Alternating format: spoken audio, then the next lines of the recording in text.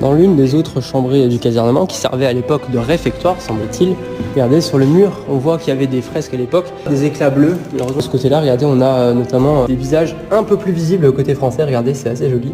On voit notamment un alpin du 95e bataillon alpin de Forteresse.